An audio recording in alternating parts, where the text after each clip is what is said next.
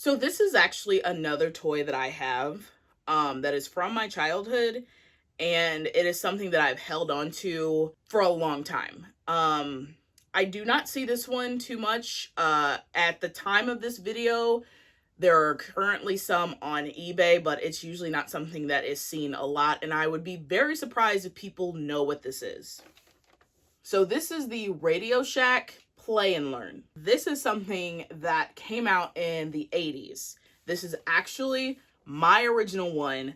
I was in a habit of ripping off stickers. There's supposed to be a sticker right here, and I used to rip off stickers constantly as a kid, so that's why that one's not there. But it does have its battery cover, and I will say through the years that got lost, it got found, it got lost, and it got found. This is definitely a toy that I do not really see anyone talking about. Anyone who had Radio Shack toys, definitely put a thing in the comments. I had a family member work for Radio Shack, and so they sent me a lot of toys. So some of the things that I had as a kid, other kids really didn't have too much. This is definitely one of my toys that I was like, I am hanging on to this for as long as possible. And it still works. It's got its issues, but it works, and both of the lights work. So we are going to dive into this toy, and we're going to look at it and the cards.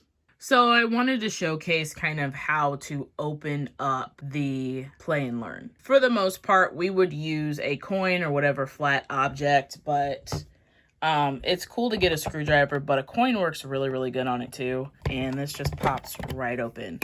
I've seen a couple people when I do see these for sale, they are missing that red piece. You definitely want that because sometimes you got to dig the batteries out. That is something that actually makes it easier to get the batteries out of this thing. It just makes it so much easier. So here is the lovely Radio Shack Play and Learn. As I said earlier, one of the things that I love so much about this toy is that it has cards.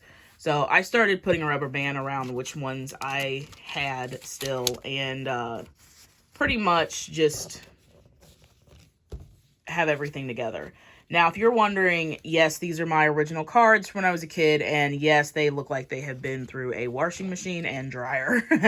I played with these things like crazy. So a handful of them actually don't look too bad, but this is basically sheet music for you to play with the numbers. Each number has a sound to it. I'm going to go ahead and turn this on.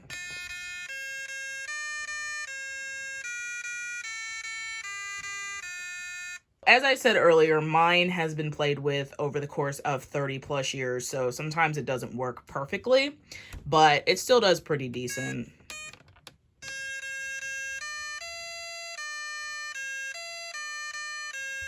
And you can even record yourself playing. So what it'll do, if I play something, you can pick whether you want the notes short or long. And you can play back.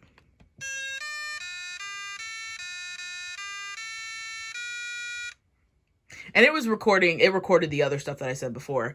And if you don't want it, you can erase it. Honestly, being in the 80s, I think this is innovative.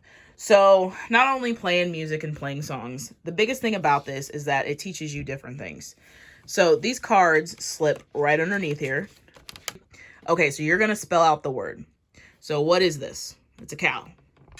C-O-W.